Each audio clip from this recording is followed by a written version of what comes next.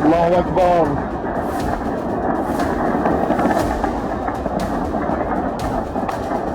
अल्लाहु अकबर वल इज्जतु लिल्लाह। नमस्कार, मैं हूं प्रज्वल गौतम और आप देख रहे हैं द लाइव टीवी।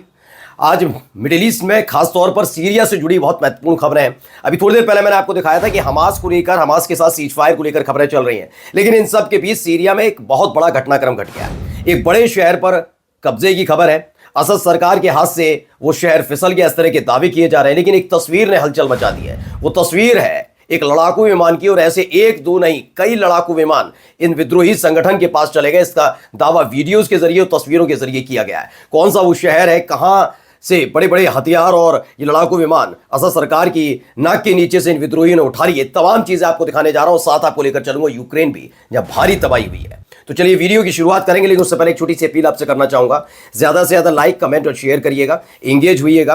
आप आपका प्यार, दुलार, मोहब्बत, दुआएं लगातार हम तक पहुंच रही है, मेरी टीम तक पहुंच रही है, इसके लिए तहे दिल से शुक्रिया। और बिना देर किए पहले एक तस्वीर दिखाने जा रहा हूं, उस तस्वीर को देखिए। ये लड़ाकू विमान है, ये MiG-21 है। दावा किया गया है कि जो तुर्की समर्थित ये लड़ाके हैं, उन्होंने हमा, जो वहां का एयरबेस है सीरिया का, वहां पर इसे अपने कब्जे में ले लिया। पहले बात तो हमा एयरबेस पूरी तरह से असद सरकार के खिलाफ जो विद्रोही संगठन है उनके कब्जे में है, सबको पता है। अब इन सब के बीच ये ताजा तस्वीर न केवल जारी की गई, बल्कि वीडियो भी मैं आपको दिखाने जा रहा हूं।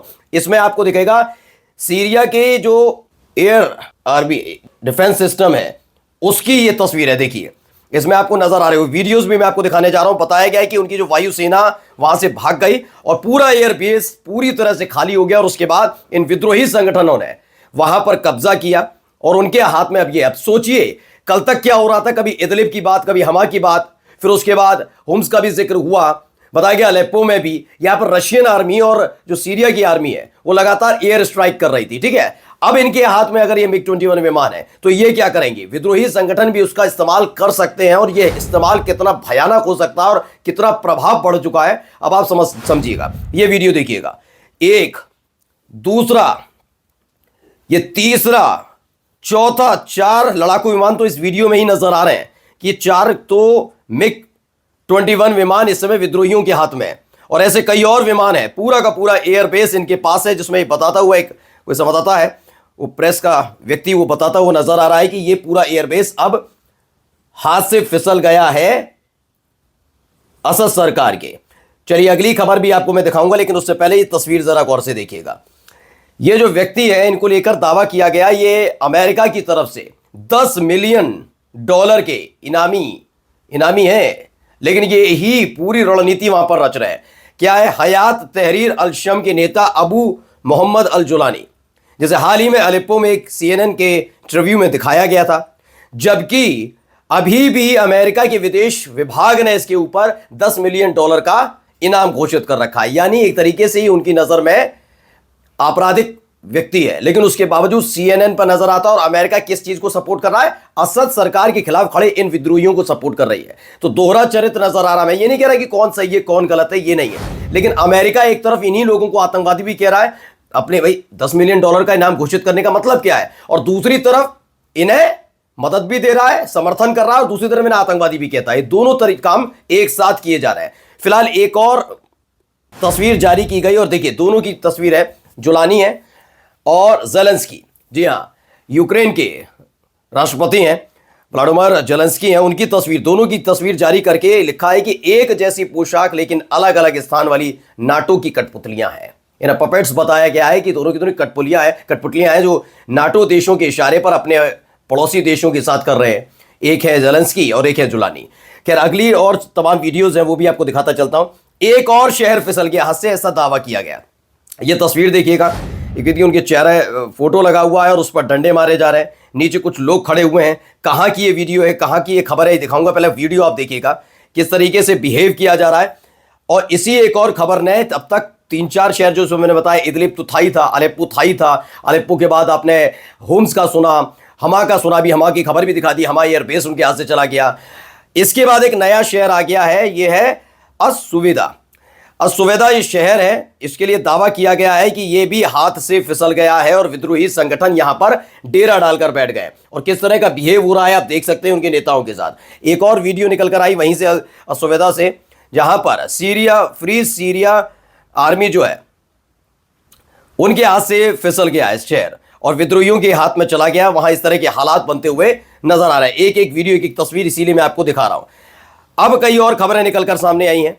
इसमें बशर अल असद के इन होम्स में दरअसल क्या एक दावा किया गया, आप गाड़ी से स्टिकर्स हटाते हुए कुछ लोगों को देख रहे होंगे। ये स्टिकर्स जो हटा रहे हैं, दरअसल इन्हें बताया जाता था ये कभी बशर अल असद के समर्थक हुआ करते थे, लेकिन जैसे ही ये हयात तहरीर शम यहां पर पहुंचता है, इस शहर में एंट्री करता है, और उसके बाद उनके सारे समर्थक, अपने होम्स में रहने वाले सारे समर्थक अपने अपनी कार से, अपने अपने वाहनों से असद का तस्वीर हटाना शुरू कर देते हैं, और यानी खुले तौर पर अब वो हयात तहरीर अल शम का सपोर्ट करते नजर आ रहे हैं। तो ये एक वीडियो नजर आई है।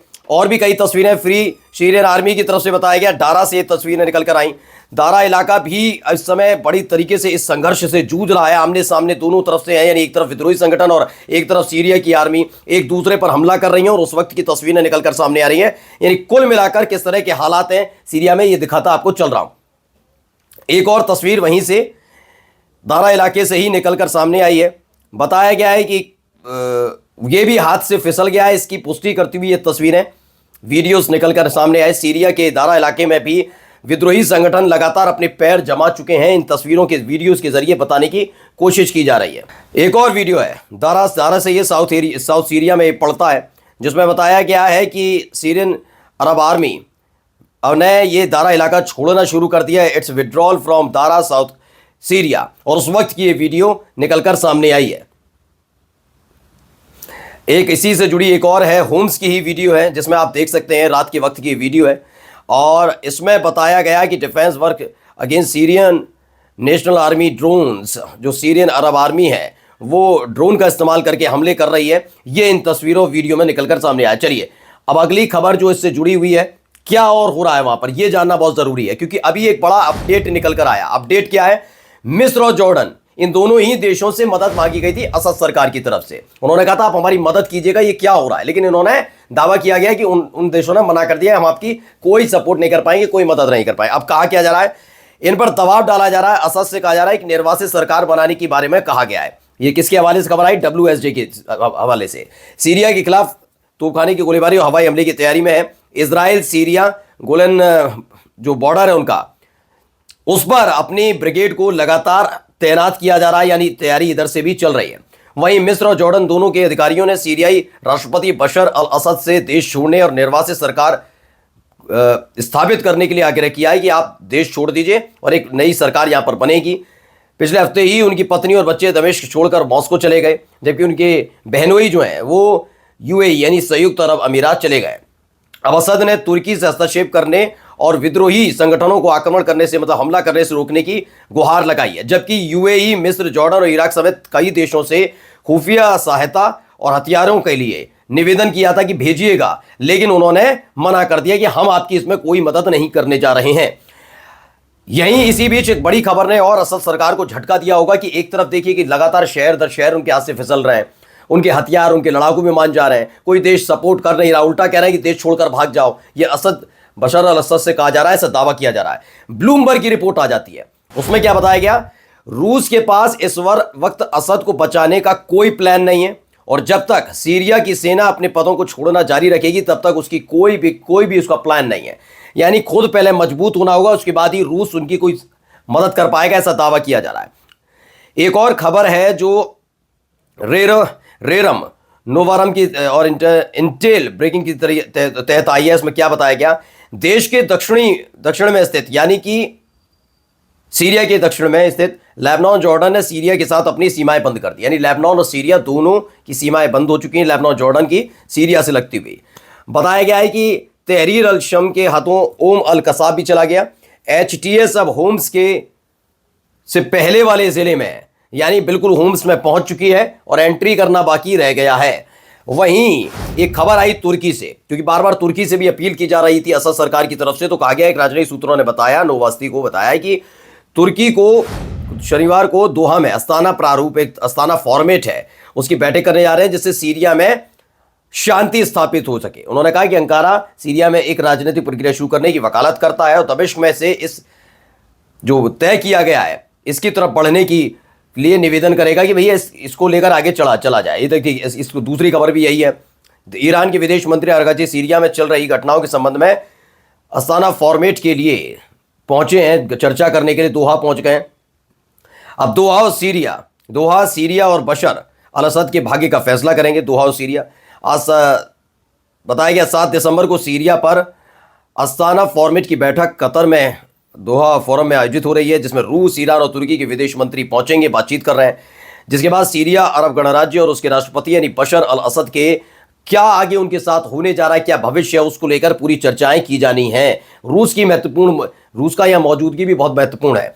अब ईरान के विदेश मंत्री ने कहा कि इजराइल और संबंधित जो भी इनका लड़ाका संगठन है उसने पूरे मिडिल ईस्ट को खतरे में डाल दिया है और सीरिया को एक ऐसे हालात में तब्दील कर दिया, एक ऐसा अड्डा बना दिया जिससे खौफ पैदा हो रहा है हर तरफ।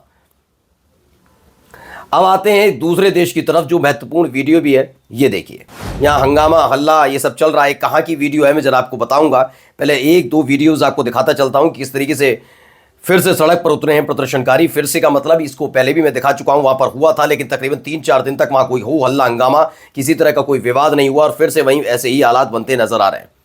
एक और वीडियो आप देखिएगा, ये कहां की वीडियो है मैं भी आपको बताता हूं। दरअसल ये है तिब्लिसी की वीडियो, जहां पर लगातार इसी को लेकर विरोध हो रहा है। क्या है, पुलिस ने तिब्लिसी में प्रदर्शनकारियों को तितर-बितर करने के लिए पानी की बौछार का इस्तेमाल किया और कई गिरफ्तारियां शुरू की, ऐसा दावा किया गया है। इसी वीडियो में बड़ा है कि रोमानिया में बड़ा ड्रामा हुआ।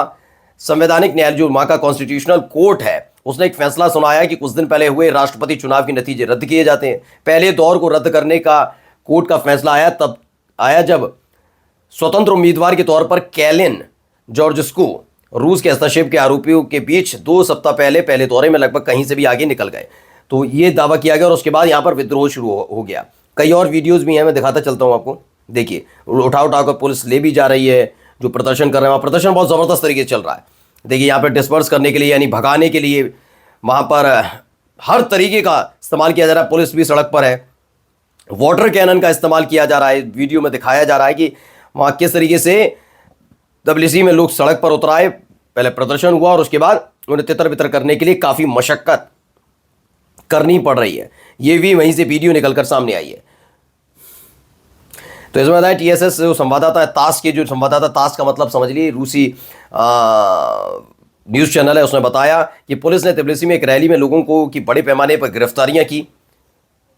और अब जाते जाते एक महत्वपूर्ण खबर, जो खबर मैंने पिछली वीडियो में आपको दिखाई थी, लेकिन उससे जुड़ी वीडियो मैं आपको दिखाने जा रहा हूं। पहले वीडियो देखिए आप।